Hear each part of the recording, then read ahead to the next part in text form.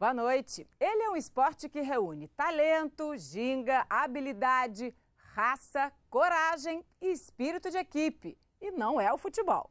Ele é o rugby e a maior personificação de um esporte de alcance global é a seleção da Nova Zelândia. Você vai conhecer agora a história de uma paixão. A história dos homens que se vestem de preto, os All Blacks.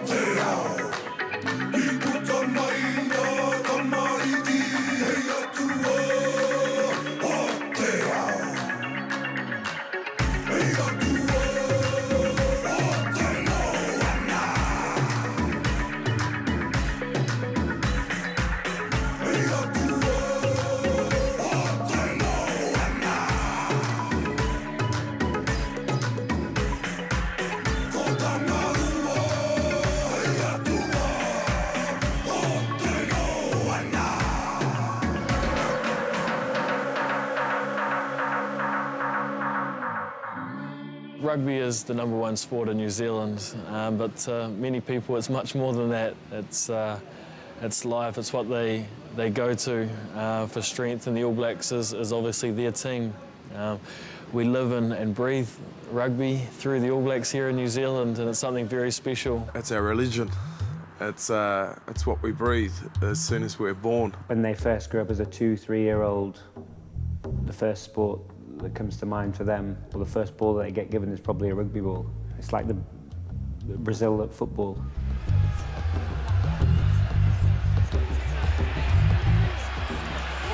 This game's been played here for over 100 years, and the All Blacks have been very successful over that 100 years, the most successful rugby team in the world.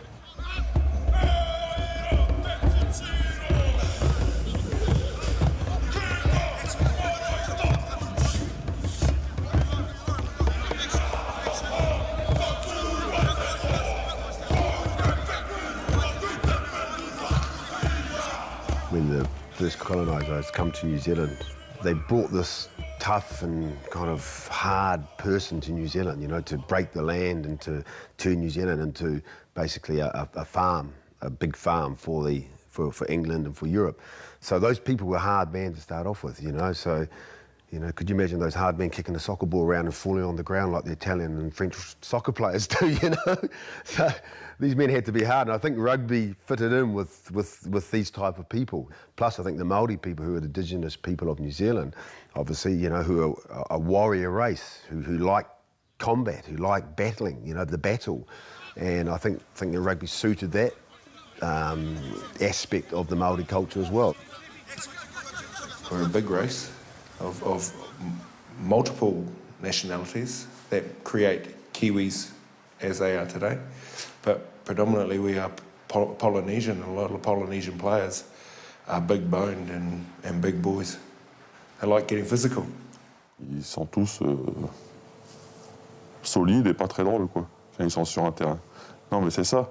Ils ont été faits pour ça. On dirait que là-bas, ils ont un moule et qu'ils les passent tous dedans quand ils sont petits et ils finissent balèzes et prêts à jouer au rugby. Leur gabarit et leur culture fait que on m'aurait dit que c'était eux qui avaient inventé le sport, je l'aurais cru, quoi.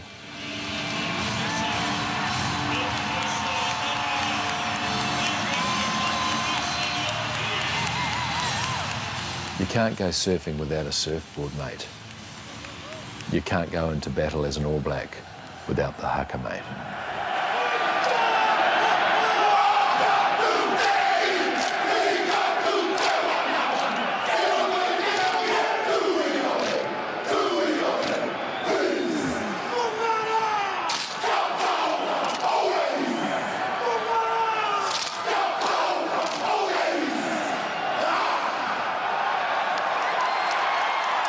Jeepers creepers, they are raw tonight. You know, you can tell. They've been kept in a cage during the day, mate, and fed raw granite. You know, they're ready to go. You can sense that in the haka. You can feel it. The people around globally look at the haka as a performance, or it's not. Haka to us is a significant meaning of what we're about and where we're from. It's a religion. It's our culture. It's feeling the unity within the team and the people beside you. And as I said before, it's respecting of what's the ancestries have done for you to create your life. It's my way of announcing to the world I am Māori and I'm here to go into combat. Haka in Māori means dance. Okay, so there's so many different types of dances for the Māori.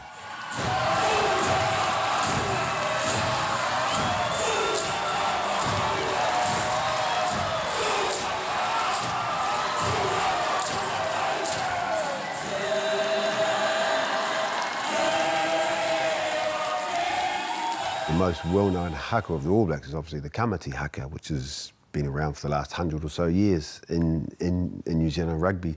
The kamiti haka actually comes from my tribe, which is the Ngāti Tōrangatira tribe. Our chief in the 1800s was a person called Te Raupaha, and Te Raupaha was a very well-known warrior throughout New Zealand.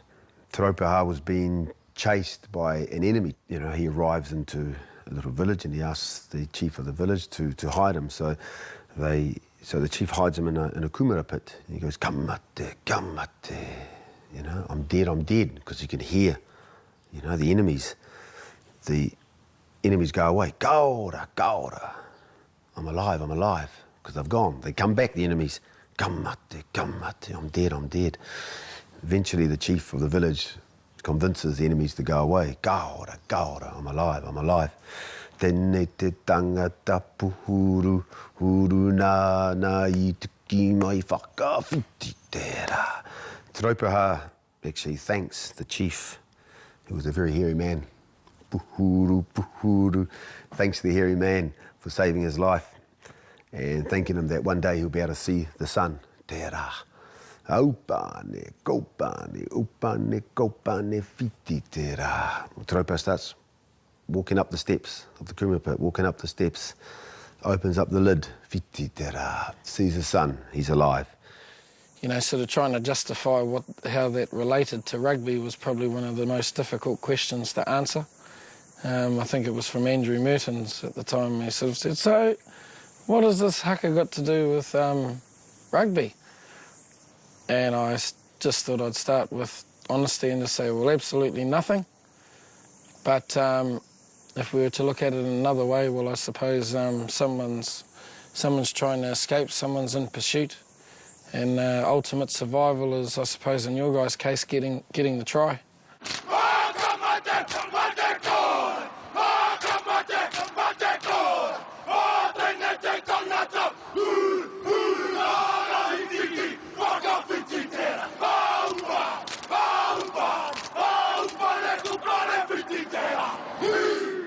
Ian Maxwell came to us to teach the All Blacks the haka. You know, he said to the boys, "Oh, show me your haka." And he goes, "Oh, is that it?" And I said, yeah, that's it. He goes, "Oh, I thought it was stink, it was shit, you know." And I said, "Oh, he's this little prick telling me that my haka was shit." He ripped off his shirt, you know, and all of a sudden, like, I'm getting goosebumps now, look at me. No, I'm right down their face, and to the particular ones that were sort of giving me that look of, you know, what's this little upstart saying? Oh, I just, you know, right in on them and just held it right there. And then I looked at them and said, "Now that's how you do a haka."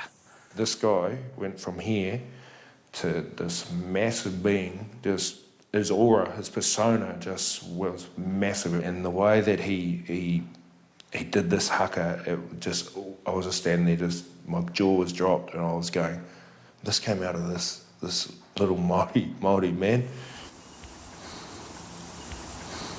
Yamo! Hey!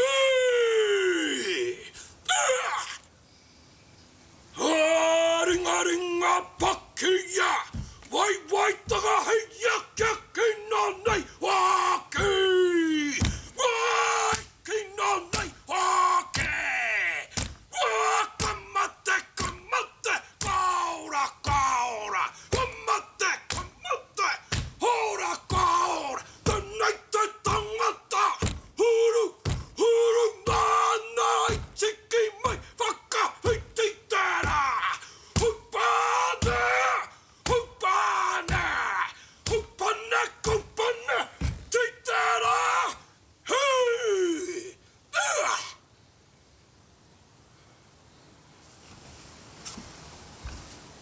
you're like an earthquake. You're like a rumbling earthquake inside that it's just boiling up in there. And the way that it comes out ends up being with the tongue, you know, when we... And that's really sort of a huge mark of defiance. I can remember sometimes just starting the haka and finishing it, but not actually doing it. You know, that's how focused and intense I've been. There's times where I've just about passed out. When I perform the haka, I definitely think of where I came from. I think of my family, and I think, you know, past players through one way or another. It's like the Māori community. Someone's always related to someone. We're related to each other, so we have that really close family connection. And when you bring your family into the haka with you, then I guess you'll do anything to protect it, and I guess the emotions just tend to come out. À chaque fois que je me suis retrouvé en face de cet instant, ça m'a motivé. J'ai eu envie de me bagarrer avec eux, quoi. Ça m'a donné vraiment envie de me bagarrer, quoi, et de tout y laisser. And the first time that they did kapo pango and they did the fucking that, everyone went, oh, no, and the rest of us went, yeah, you know, because it was just another level. Surprisingly, I didn't find it intimidating. I was thoroughly, I enjoyed it. I thought it was fantastic, even though we got a hiding by 40 points. We have uncles and aunties and cousins all buried in the earth beside one another, and they're all have been representing our country, which means if we have people that have passed through our lives in our country, which has historically come from a Maori ancestry, that also means that we're a part of them as well. So that's what we are as New Zealanders, and that's what we believe in the All Blacks, is that we're all as one, whether you're Samoan, Tongan, Fijian, or New Zealander, or Maori, or European. We believe that we have created a country, has an identity, and a haka is a significant meaning to that.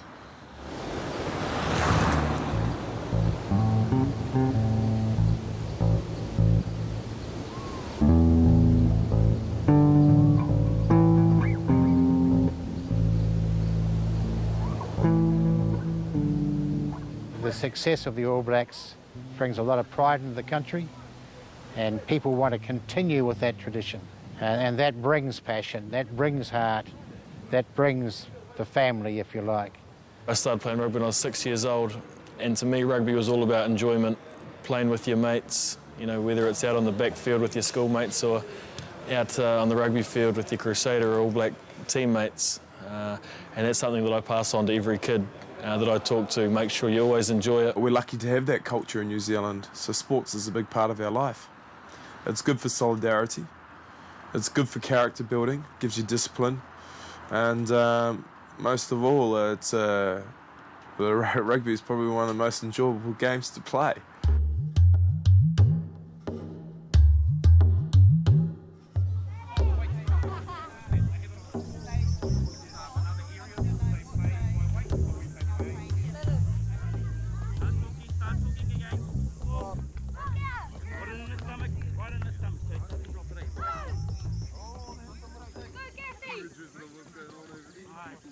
It's like a house, like anything. You need a foundation to build on, you know. So it has to be a solid and a good foundation. And you know, you have this foundation, then it works your way up, and then you get to the top, and you have the All Blacks up there, you know. So exactly, that's what grassroots rugby is. It's a foundation. So you start rugby in New Zealand maybe as a 5-year-old. That would be the earliest you'd start. You play for your local club. So somewhere near where you live, there's a rugby club. And in most areas, there's lots of rugby clubs. A lot of it's built on community spirit, you know, and if you go to those country areas, the main focal point of those communities is the rugby club. So all the mums and dads take their kids down to the local club on a Saturday morning, they're running around in bare feet. I went through all that. I was running around in bare feet when I was 5 years old in New Zealand, and it's 5 degrees outside and it's raining. You know, I think it builds a bit of character, you know, that's what it builds.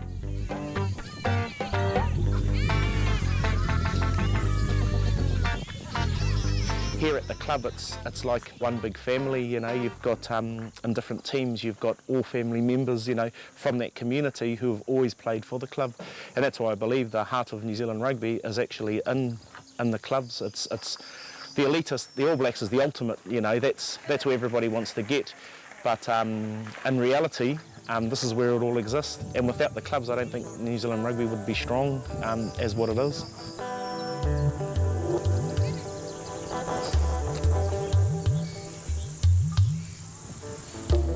Having a very strong grassroots rugby, whether it be age grade rugby through kids or a strong club competition, that gives New Zealand depth.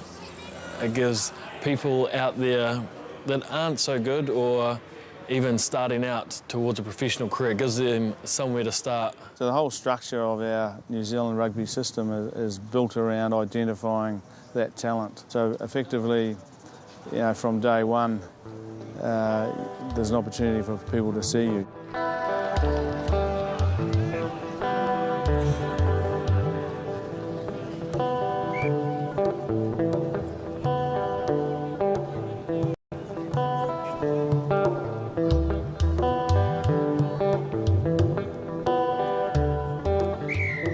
The top teams like the All Blacks and the Canterbury Crusaders, the Wellington Hurricanes and all that, they actually go back into their own communities and go and do road shows and visit all the local teams and encourage the kids at a young age. Whenever I get some spare time, I'm out coaching my local club team. You know, a small village of 1,000 people have a rugby team, and that's where I was born and grew up in Southbridge, and that's where I pay a lot of my success to, is my time playing in the Southbridge colours. That's where I learnt my skills, and that's where it all began. I'm very lucky. I've got a son that plays rugby, and it's actually my dad. He's the coach.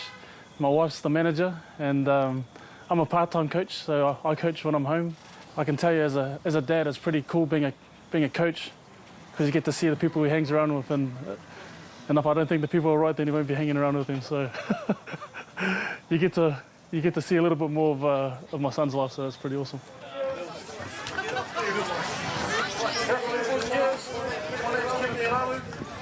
Captain of the Blues, and we're really happy to be up there. So hope you had a good day. I'll pass it on to our next one. Hello everyone, my name is Darren Parker. Play wing for the Blues, and my favourite ice cream is mint ice cream. So that's a good thing.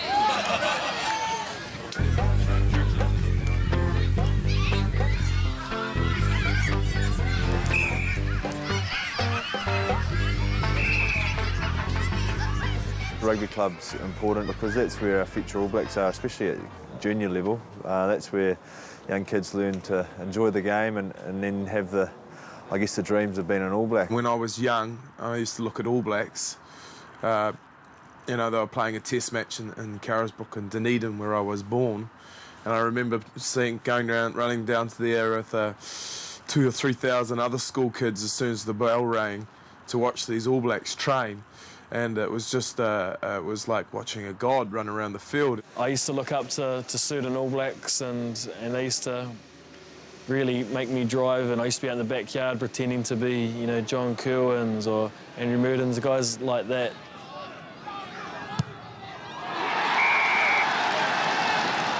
When you're young, you want to have role models, people to look up to, and I was very fortunate to have my father.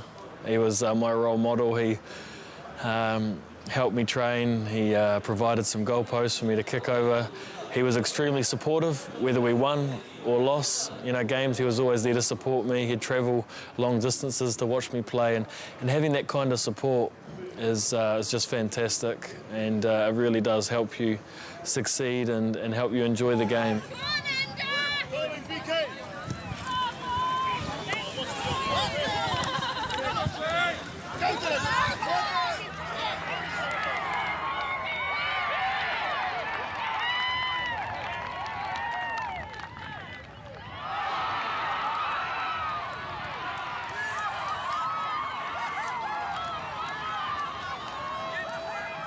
You'll usually find that the mums are really loud down on the sideline and the dads are like, oh yeah, that's my son, you know, arms folded, looking like that.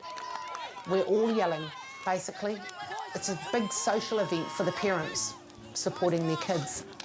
I was very lucky to have my dad that when he finished work, when he finished long day's work, he'd He'd drive me to training and back, and then go back to work that evening. And my mum was always there to help me pack my bag. Like, I can tell you, she always had the iron out and had my stuff mostly pressed and stuff, so I was pretty lucky.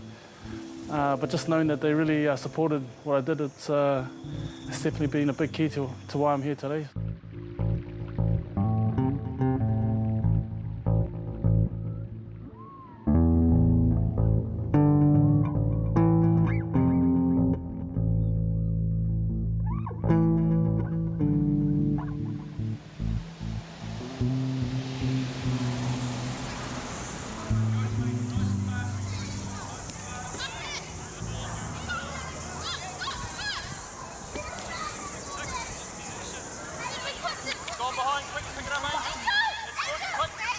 Ripper Rugby for us is the sort of entry point for young boys and girls to be able to play the game at a very safe level and also a very accessible level. Ripper Rugby is basically a modified version of rugby union. It's a non-contact version of it, so boys and girls can play together, different sizes can play together, and that's what makes the game so good. Basically, you have a belt, Velcro belt, and there's 2 tags that run down your waist, and to effect a tackle, you have to rip one of the tags off. Behind the ball, behind the ball. And go with it, somebody has to go with it. Get that rip. It's a good way to introduce kids to rugby, to the skill of passing a rugby ball, and to catching one, to drawing an opposition and passing, looking for space and moving the ball. I think it's good for that. But I think the kids that are into rugby, I think you've got to get them into tackle rugby pretty early, though. But the skills you learn in Ripper Rugby, you can transfer into any kind of ball sport. We have a system in New Zealand where there's no contact to, I think, the age of 10, and then you're allowed to tackle. And a lot of parents, when they get to 10, and they see a 70-kilo, 10-year-old kid in their son's team, and their son's 45 kilos dripping wet. They don't want their son to get hurt. And the guys that do come through are the ones that the parents push them out there and say, well, you've got to learn somehow, and they end up being the great players of today. Pour avoir vu de l'enthousiasme et le travail que fournissaient les petits lors de séances d'entraînement, mais même plutôt ludiques, parce que quand on est petit, le rugby reste un sport, un jeu. Je les ai vus se mettre excusez-moi du terme, mais des vrais branlés à faire du physique, à ne plus en pouvoir, mais des petits qui avaient 10 ans, 11 ans.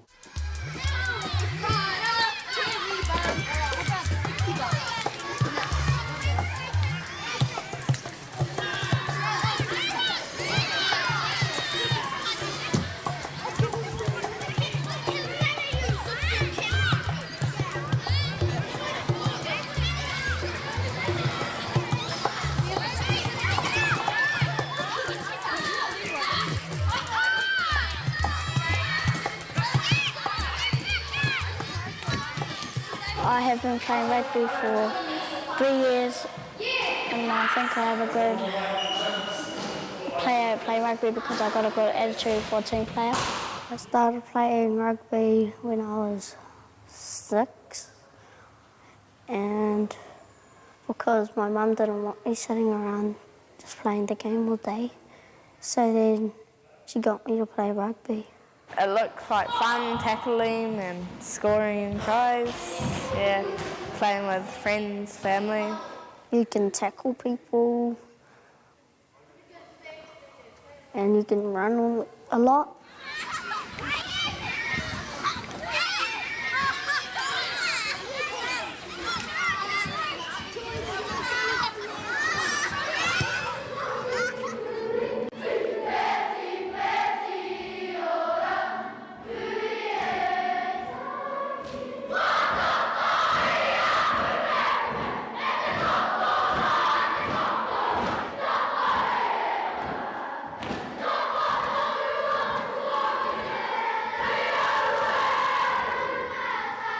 I have a son who's 9 years old. He has played since he was 5. He watches every rugby game there is on TV. he watches it over and over again. You know, he'll tape it and watch it. He will go out and practice what he's seen on TV. He was having trouble with maths at school, so we incorporated rugby in his learning by going, I've got 14 Joe Rocococos, I'm going to take 10 Dan Carters away, what's the number and who have I got left? And he would go, it's Brad Thorne and it's number 4.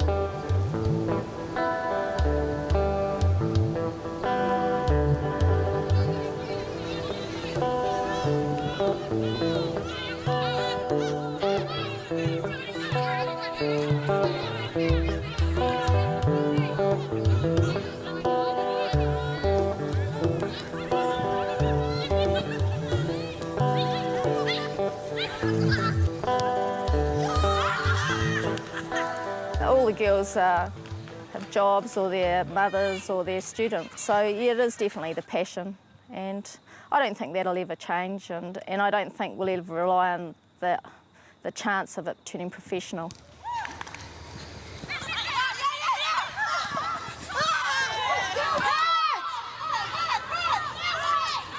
Since I started playing in the New Zealand team in 1990, I think we've had maybe 3 losses over that period of time. So, you know, in 21 years, we've done pretty well. Well, the Black Ferns are a team we're incredibly proud of. They've now gone and won 4 World Cups in a row, which is an amazing achievement. Despite our isolation here and the small number of games they get between those world tournaments, they're able to front up, and no one demonstrates this better than Anna. I think she's been to all 4 and perform, and we're very, very proud of them.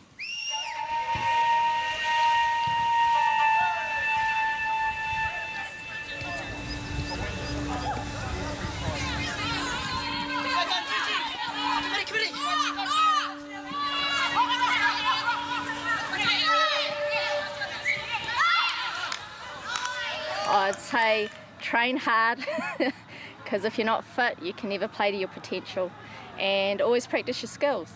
And I think that's what I've done from the get-go. Is every year, you know, I just pick a skill and I practice it, and there's always ways you can improve your game. You know, you're not bigger than the game, and you can never be the best. There's always room for improvement.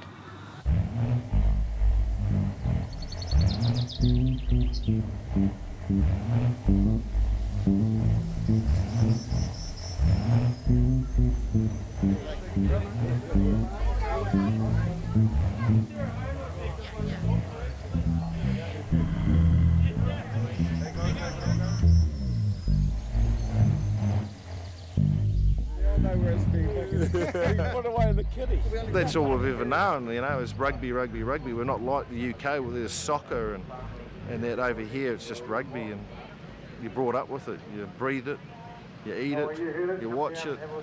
It's just rugby, yeah. And drink it. Drink rugby.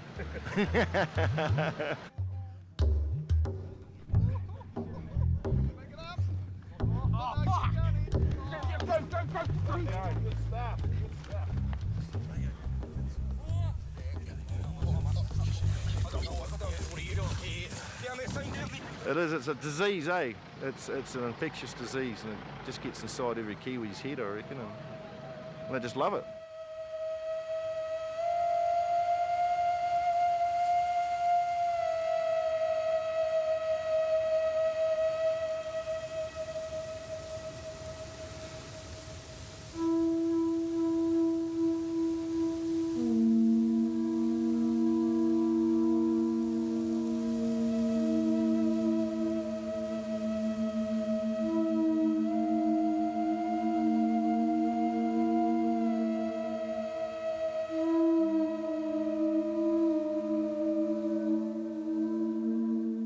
I wanted to get a tattoo, you know, but I wanted it to mean something, and for me it was about self-discovery, discovering what Māori is and what Māori means to me, and, you know, art was always a way of discovering Māori, my Māoridom for me, and I just thought, what a great way of portraying one's life. So two pieces here, and in each one of them there are three which represent past, present and future. You know, the past being mum and dad, the present was when I got my tattoo, and the future is what my life from then.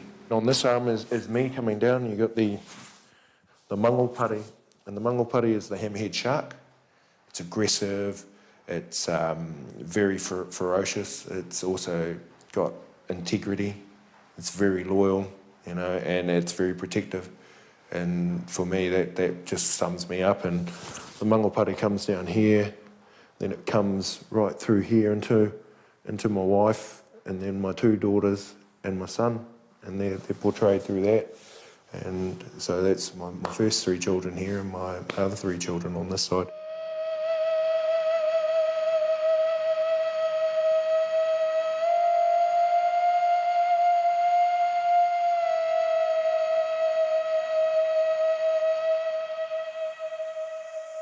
A lot of moko tāmokus is representative of your family and your heritage. I have one on my forearm that represents my brother and I. You know, we're both closely related, and it's something that you know, just that both of us carry with us together. I have another one on my shoulder which just represents the iwi, so the tribes that my mother and father come from, and it brings them all together pretty much just to which creates myself. And I guess it's just, you know, knowing that wherever I travel all over the world, I'm, you know, taking my family with me, taking my heritage and my culture with me.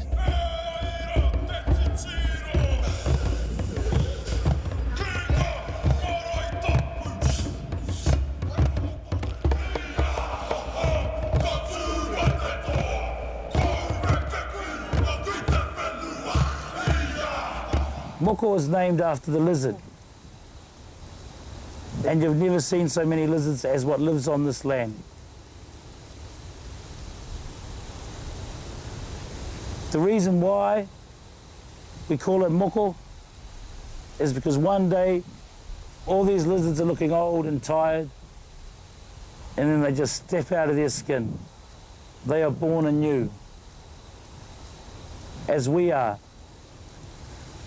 when we adorn ourselves. So moko is not a pattern. Moko is not a tattoo. Moko is a transformation.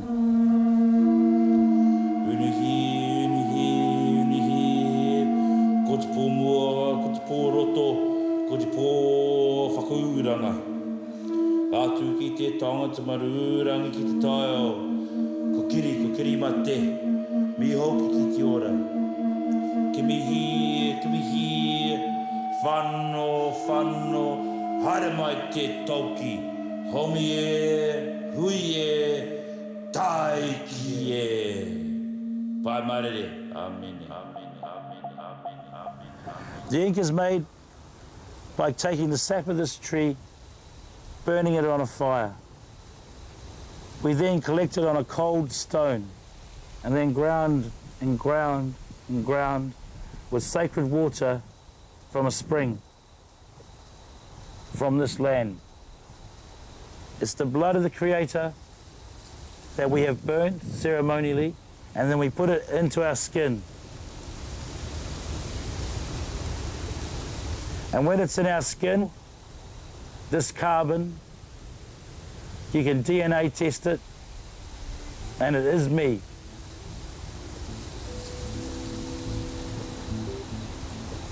It unites me with this land.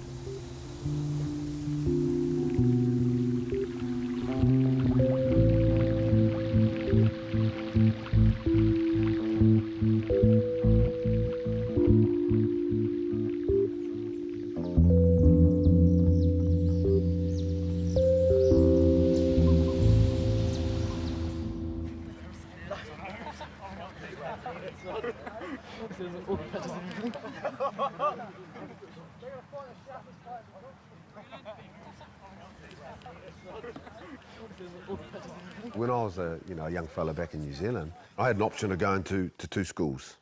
One was called a technical college, one was called a high school. And to go to the high school, you had to be accepted into that high school. And the reason I wanted to go to that high school was because it had a very well-known There's 15, but that's how important it was even back in my day to play for a well-known rugby school and also for the school to have some potentially very good players.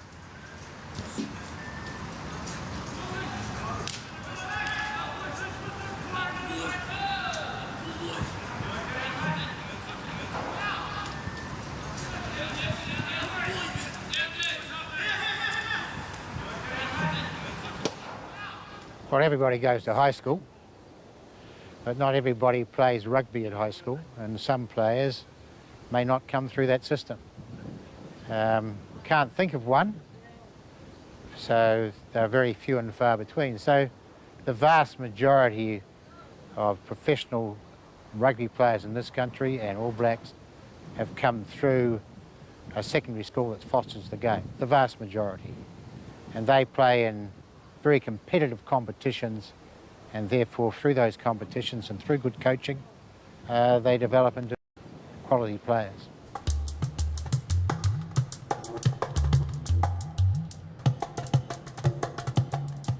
My role as first 15 coach is also to identify and develop the players that are coming in as third formers, which is our year 9, the equivalent of starting high school. And we run a rugby academy for year 9 players, so they can actually choose rugby as a subject. So they have all their normal subjects, maths, English, science, but they can also choose rugby as a subject where they'll come to me for 3 periods a week, and we'll just specifically work on rugby skills, conditioning work, mental skills, and anything related to rugby to better prepare them as they move on. So as soon as they come to the school, they're getting a really good induction process into the rugby and the culture associated with the school.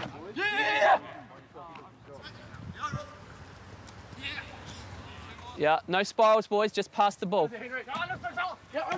Just move the ball, move the ball. Run into space. Overs. Too early, too early. Hold the depth, Junior. That's better. Good, boys, 5 burpees where you are.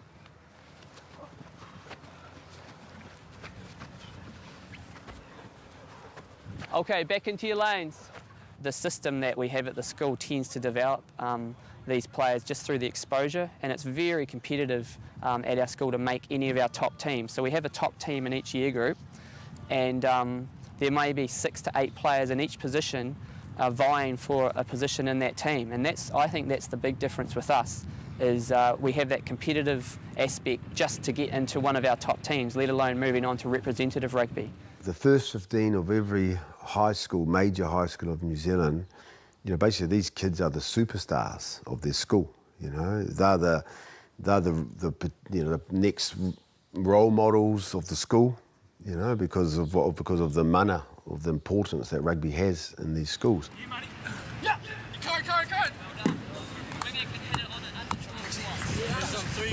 Rugby means to me is a real man's sport.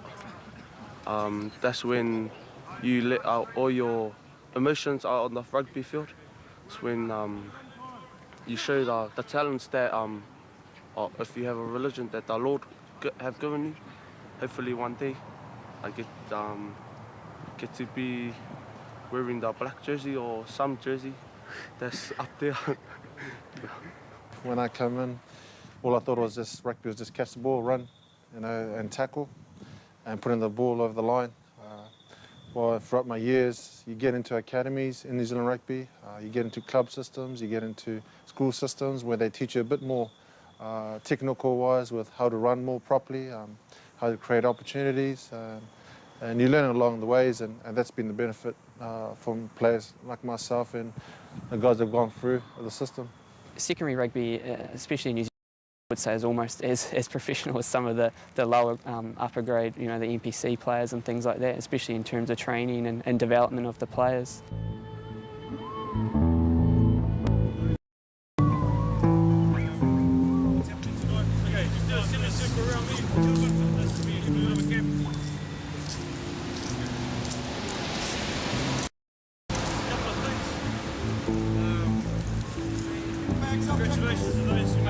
That's where you learn the values of what playing rugby is all about, and I think that's what we have here in New Zealand is the reason people play is because of the enjoyment and the camaraderie that comes with it. And you learn that at school, you know, playing with your best friends on a Saturday when you're at school with them every day. That's where you, I guess, get a huge amount of enjoyment.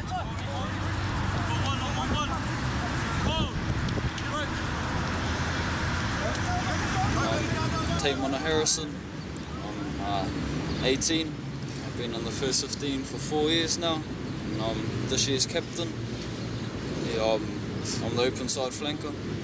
I decided to come to Rotorua Boys High because it had more opportunities than my little town.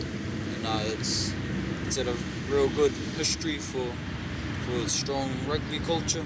No matter what colour you are or where you're from, we always gel together and come together as one and perform on the field, not for yourselves, but for everyone. Our boys certainly not prejudiced.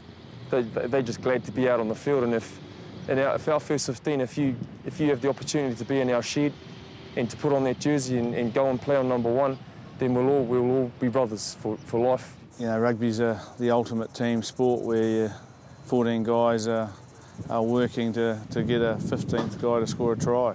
It's we before me. The individual's important, but the we as a team and we as a group of people are more important than the individuals.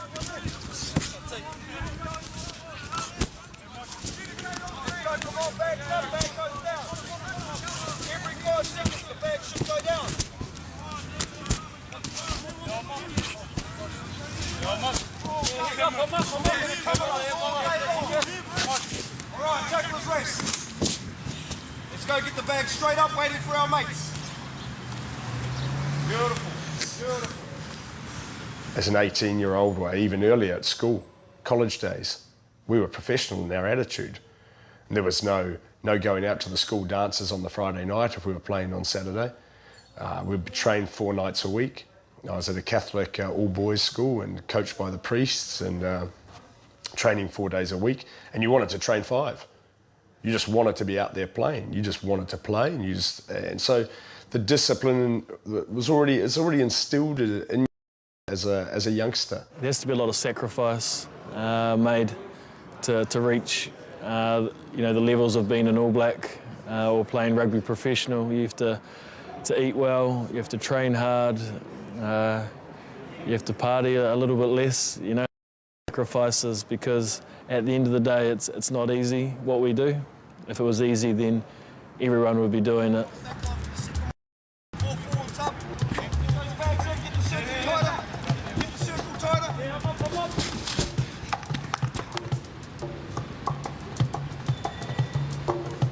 They play from 13, 14 up to about 18 for their school.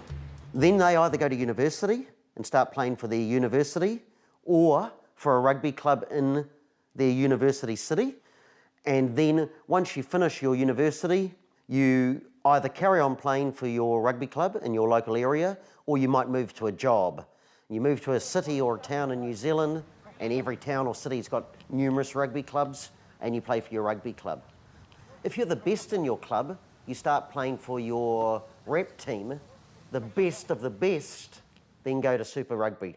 If you're a Super Rugby player, you become a full-time rugby player or a professional, and then obviously the best of the best out of the Super 15 become All Blacks.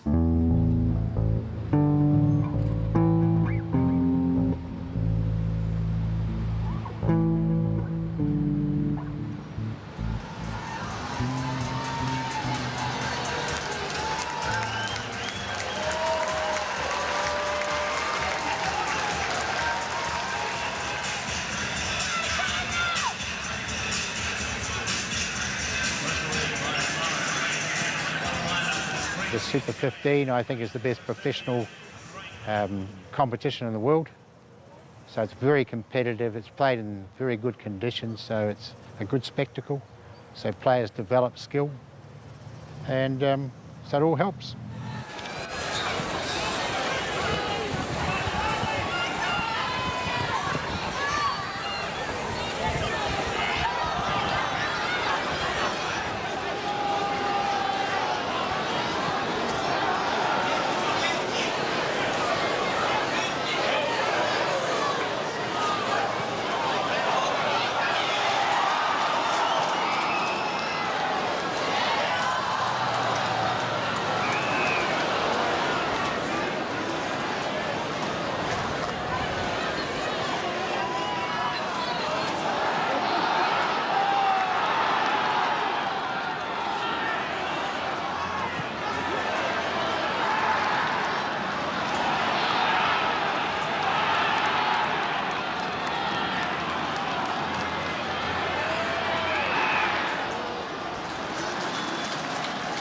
after I finished the Rangatahi College, I went back to my club who I played for when I was younger.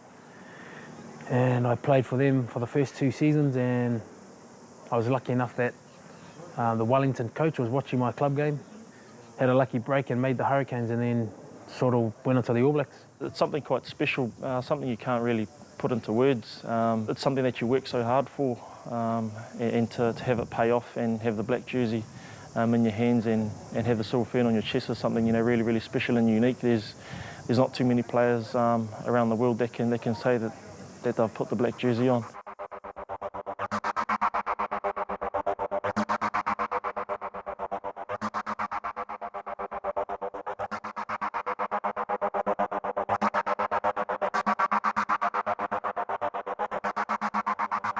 While I was coming up, you know, I'd see players that played test after test after test, and I always wondered why. And it wasn't until I actually got my jersey that I went, right, this is mine now, and I'm the guardian of this jersey, you know, until someone else comes and get it. But you better come and get it, because I'm not going to give it back to you, you know. You got a fight on your hands. If, you know, you might win it for one test match, but I'm going to win it back. And I've even played with injuries, you know, just so that no one else could get a look in my jersey until, you know, I decided to give it up. Quand on est black, on est pour la vie, quoi. And you hear Dan Carter and all these guys say, every time I get my jersey before a game, an All Black game, I respect it, I'm grateful. Because there's so much, energy in that jersey.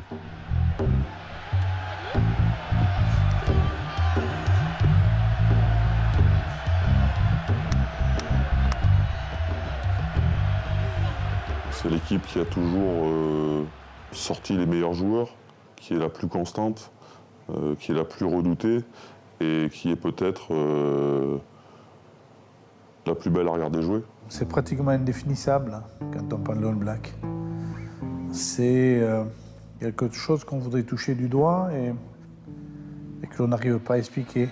Les Blacks, c'est véritablement mythique, quoi. Ce sont des idoles, c'est véritablement la plus belle façon dont on peut être reconnu. All Blacks are put up on a pedestal. They are the hope of the country. You take a lot on your shoulders when you represent New Zealand, and there's a lot of people in your country that's relying on you to play the best you can, and you know you can't win everything, and there's been a few tough games during the wars of rugby, you know, and I'm sure the French will remember a few games, you know, and a couple of World Cups, so you know, it's always, you know, people never forget that. But every time you play, big responsibility. I was so scared of losing with that jersey on that it builds this pressure within you, you know, because you'll be disgracing that jersey, you'll be disgracing the people that have worn that jersey before you. You'll be even a disgrace to your country, you know, and to all your family and everybody else around you. So, you know, when you come off the field and you've won, there wasn't really the joy of winning. It was just like the pressure was just relaxed. Oh God, you know, we didn't lose today. Thank God, you know, because I've put this jersey on today, and you never lose being an All Black. You know, you never lose. You have an expectation. I think that expectation's with you all the time. That people do their best, and hopefully that expectation's in the All Blacks. Not only my expectation, but everybody else's in New Zealand.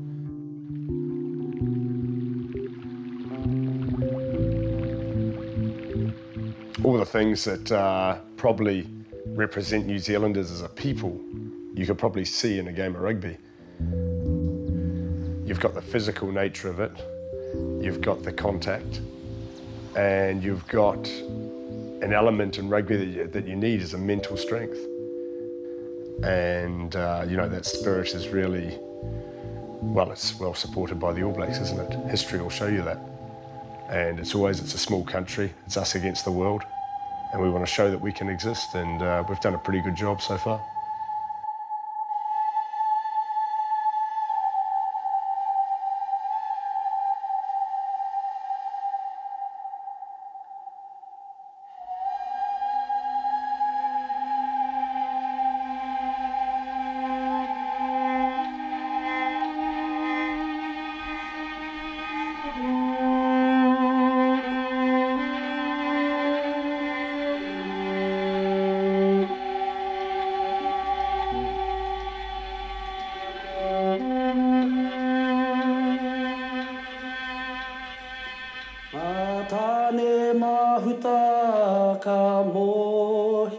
po ka puta ko raupo I ngā rahua tahi ka puta ko moka wa taura o e he o au e wa tai mai kia koe koe hui ha engari tō mana I ngā taka uritangi anō nanahi engari tō mana no tua whakarere no tua whakarere e ake tonu atu